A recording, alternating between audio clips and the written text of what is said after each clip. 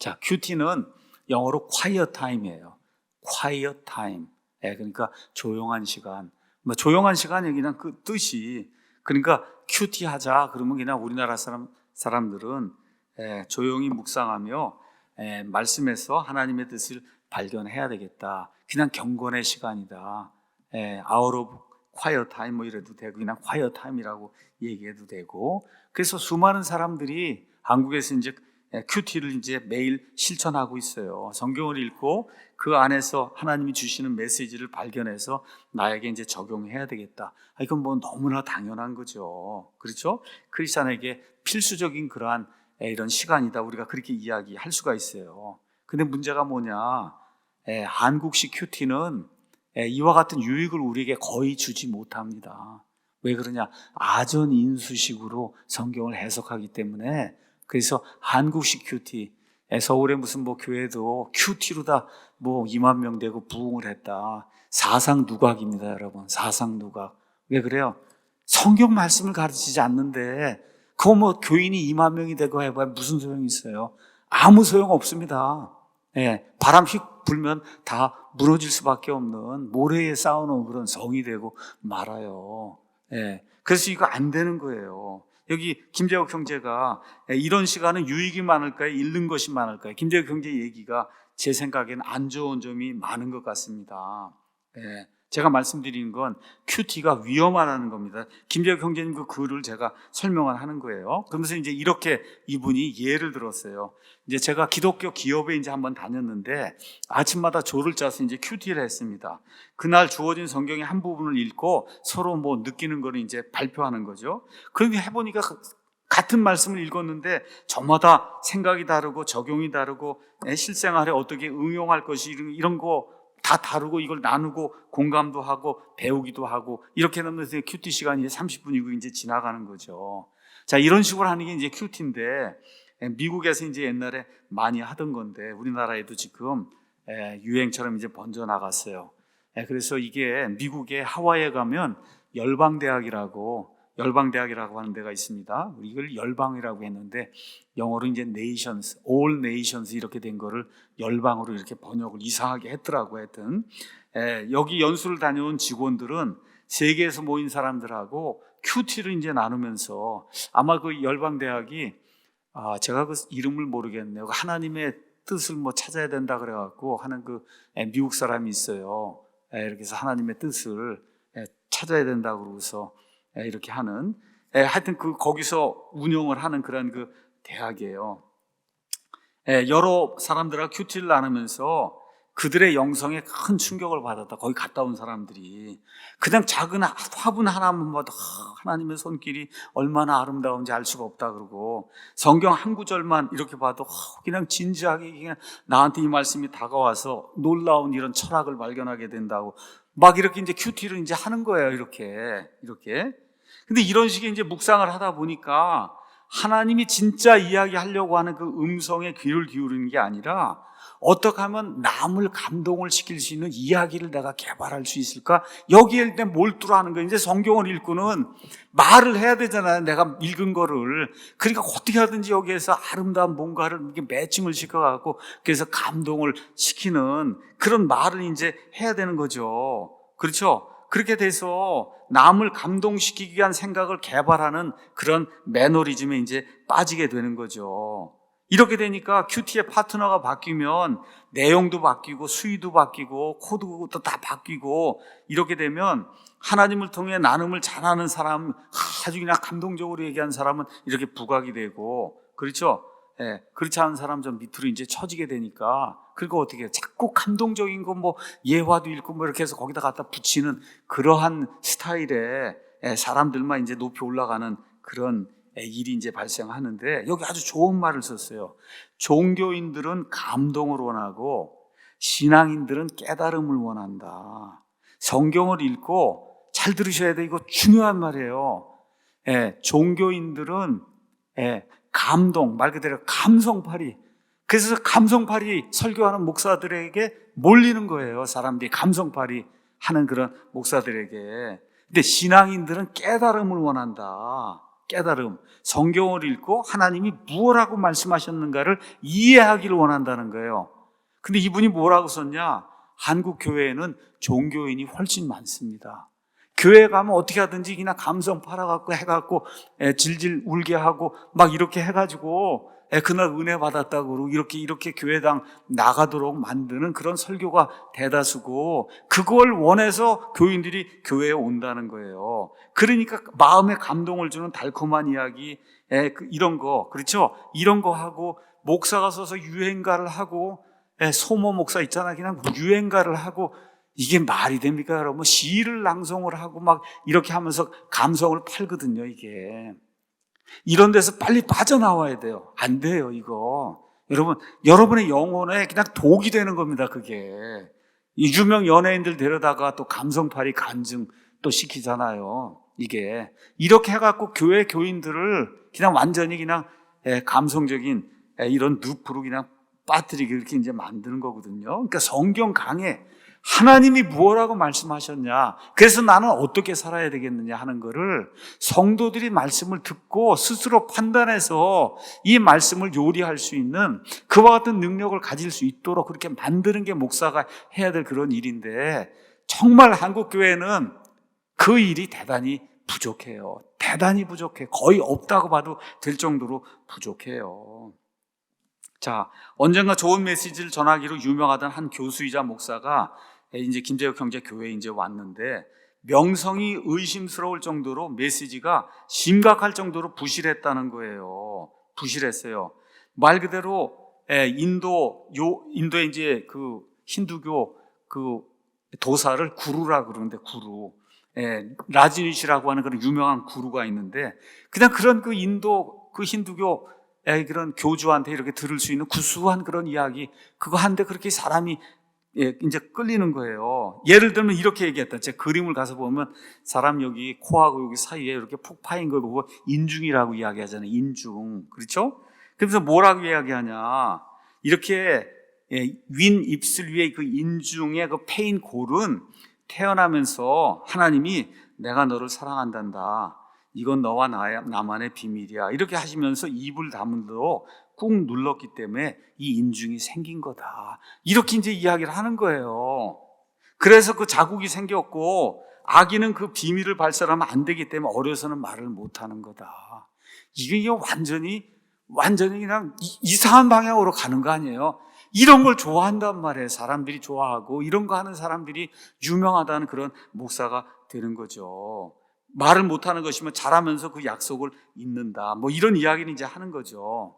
그 김재욱 형제 이야기가 이제 그거예요. 이러한 그 감성팔이 시기에 사람 뭐 이렇게 애심금을 울리는, 감성을 이렇게 자극하는 이런 이야기들, 이런 게 듣기는 좋은 것 같은데 이게 실제로 독이라는 거예요. 인간은 하나님이 창조하셨지만 범죄와 그 다음에 그 이후로 피가 부패된 이후로는 마귀의 자식으로 태어나요. 그가 자기 신분을, 예수님을 믿음으로써 신분을 바꾸지 않으면 구원받아서 하나님의 자녀가 될 수 없어요. 근데 저 인중의 유래 저런 이야기를 이렇게 들으면은 그럼 어떻게 돼요? 아, 인간은 이미 태어나면서부터 하나님의 소유로 태어나는구나, 이런 착각을 하게 된다는 거죠. 착각을. 그러니까 이게 구수하게 뭐 이렇게 이제 하는 것 같은데, 이게 하나님의 성경 말씀에서 완전히 빗나가 있다는 거예요. 사람의 생각엔 듣기 좋은 말인데, 그런데 이런 것이 전혀 저와 여러분의 영적인 성장에 도움이 안 된다는 거. 그러면서 이런 글을 썼어요. 이런 글을 쓰는 사람이나 설교자들이 이런 실수를 늘 범한다는 거예요. 이게 실수가 아니라 의도적으로 하는 거예요. 설교 이렇게 하면 예화 찾느라고 바쁜 거예요. 어떻게 감동을 오늘 주는 그런 예화를 찾느라고. 저는 솔직히 그런 예화 찾는 게 훨씬 힘들어요. 너무 힘들어요. 그런 예화를 어디 가서 찾냐고, 그거를. 매주 감동이 되는 그런 예화를 이제 해야 되니까 그냥 신문부터 해서 그냥 다 이렇게 풀어내야 되거든요. 그런 거 갖다 버려야 된다는 거죠. 그렇죠? 어떻게 해야 돼요? 50분이면 50분, 40분, 40분. 주어진 그 텍스트, 여러분, 강해 설교를 해야 되는 거예요. 이 성경하고 상관이 없이 자기가 하고 싶은 말을 하면 그건 설교가 아닙니다. 다시 한번 제가 말씀드릴게요.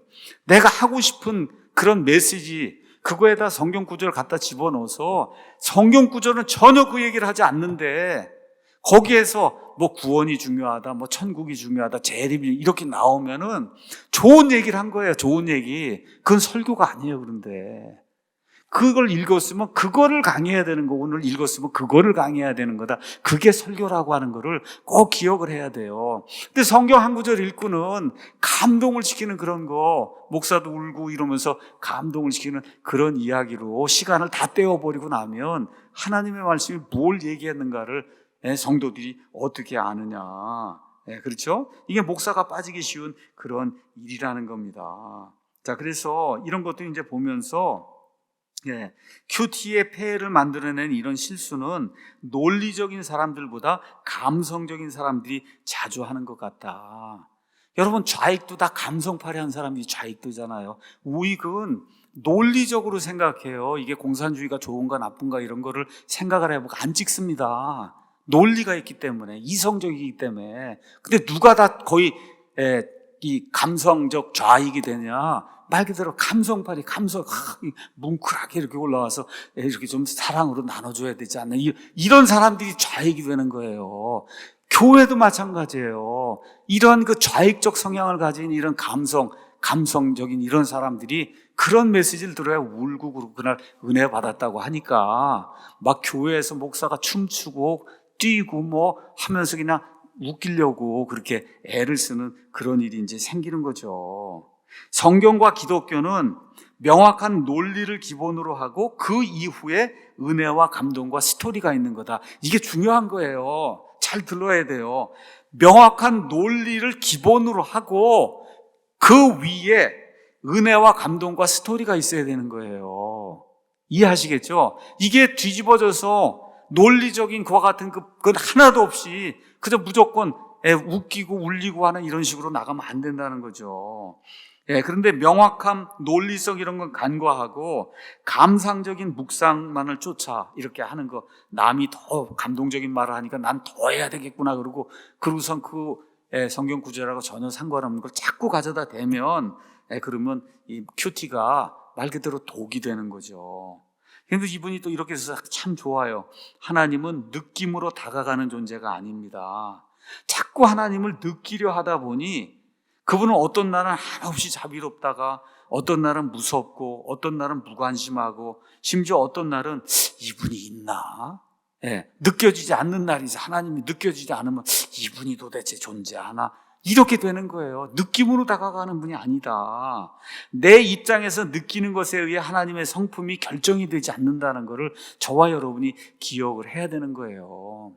그래서 이 성경 말씀을 통해서 성경이 이야기하는 그 하나님, 내 느낌하고 상관없이 내가 우울할 때도 있고 낙담이 될 때 있어도 하나님은 그런 분 아니거든요. 그렇죠? 그 하나님을 붙잡아야 그래야 고통의 때, 낙심의 때 저와 여러분이 설 수 있어요. 이 어려운 시대, 마지막 때에 정말 성경대로 살기가 어려운 이런 때에 저와 여러분이 아이들하고 같이 살 수가 있어요. 느낌으로 사는 게 아니라 여기 나와 있는 하나님의 말씀 그대로 사는 거예요. 그래서 성경에 없는 거를 자꾸 찾아서 내 느낌에 따라 나를 기쁘게 해주는 이런 걸 찾아서 헤매면은 그러면 결국은 궤변이 나오고 정말 교회에서는 있을 수가 없는 어떻게 진짜 전 그렇게 뭐 유명하다고 2만 명이나 되는 목사가 유행가를 그냥 해대고 하는 거 이런 걸 보면 이건 정말 교회가 아니구나 이런 생각을 하고 또 유명하다는 그런 목사가 그냥 뭐 난리를 치고 춤을 추고 이런 그런 이야기를 또 요새 어떤 분들이 이야기하길래 이거 정말 큰일 났구나 이런 생각을 이제 하게 돼요. 그래서 이분이 이렇게 썼어요. 신학자는 참신한 자기만의 해석을 시도하려고 노력하고 목사는 마음을 움직일 수 있는 감동감이 있는 호소력 있는 메시지를 구하고 크리스찬들은 주변 사람들과 함께 나눌 감동만을 찾는다. 이게 한국교회라는 거예요. 이게 아주 잘 요약을 한 거 아주 중요한 말이에요. 크리스찬 신학자는 참신하게 다른 사람이 발견하지 못한 이런 어떤 거 해석을 한번 찾아봐야 되겠다 하고 이상한 해석을 한단 말이에요. 목사는 감동을 주는 그런 설교를 해야 되겠다 해서 그냥 이 예화 찾는데 정신이 없고, 크리스찬들은 그렇게 들은 거를 감동적으로 누구에게 이렇게 줘야 되겠다. 제 아내가 이제 가끔씩 저한테 어떤 사람이 보내준 카톡이나 이런 쓸데없는 것들을 보낸다 그러면서 저한테 이제 이렇게 보여주고 이렇게 얘기를 해요.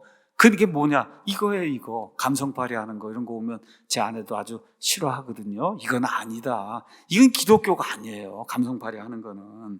이 모든 게 나쁜 일은 아닌데 본질과 목적에서 벗어나 있는 거예요.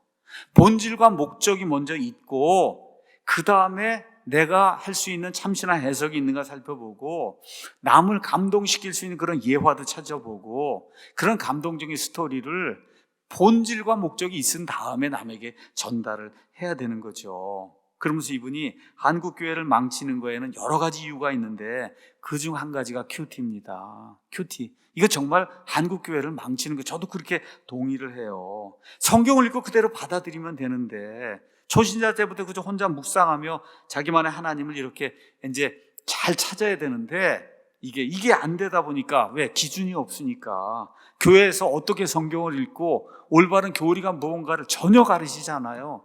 교회에서 가르치지 않아요. 조직신학적 해서 삼일체 하나님에 대해서 이런 모든 거를 교회에서 안 가르치니까, 그러니까 성도들이 모여서 하는 게 그냥 큐티, 감성팔이 큐티 이제 하는 거예요. 이래서 성경과 하나님에 대한 이런 방식의 접근이 계속이 되면 교리는 그저 교훈이 되고, 좁은 길은 넓은 길이 되며, 유일한 하나님의 이 방법은 다양한 요령으로 바뀐다. 어떻게 하든지 감동을 시켜야 되니까.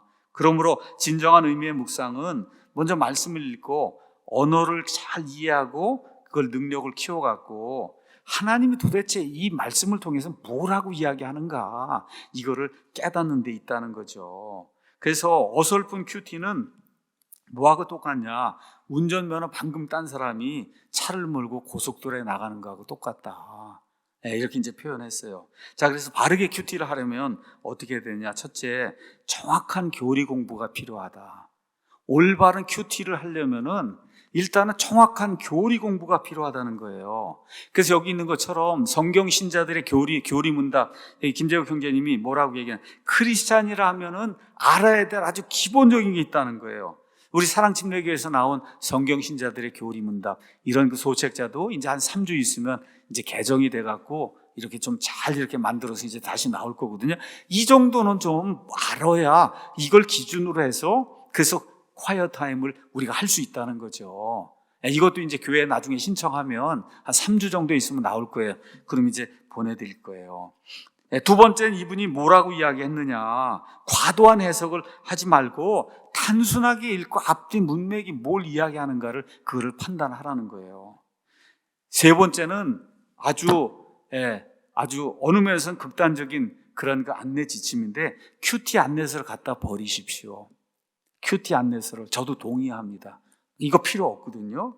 이분이 뭐라고 썼냐? 개신교단 등지에서 만든 큐티 안내서나 가정예배서 등이 다 나쁜 건 아닌데, 잘못된 교리나 천주교 신학, 매너리즘에 빠진 해묵은 해석이 그 안에 많이 등장을 하기 때문에, 그래서 이것만 있으면 내가 혼자 묵상하고 공부할 수 있다, 이런 생각이 이제 들기 쉬운데, 이런 거 의지하면 안 된다는 거예요. 다시 말씀드립니다. 이거 의지하면 안 돼요. 그런 데서 나온 것들, 이런 것들에는 각 내용 뒤에 혼자 답을 쓰는 곳이 있어.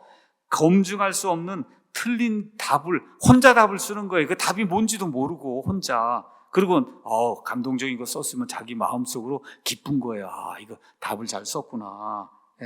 그건 뭐 내용 이해를 돕는 미담, 감동 스토리, 이런 것만 잔뜩 적어 놓으니까 독자가 어떻게 돼요?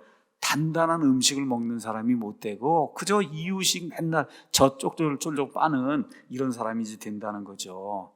그 다음에 이제 이런 모임이나 이런 거 있을 때 질문할 때 신중하게 질문해야 된다. 그러니까 주변에 어떤 목사님이 있고 멘토가 있고 오랜 경력의 이제 신학인 등이 있잖아요. 그러면 물어보고 싶은 거예요.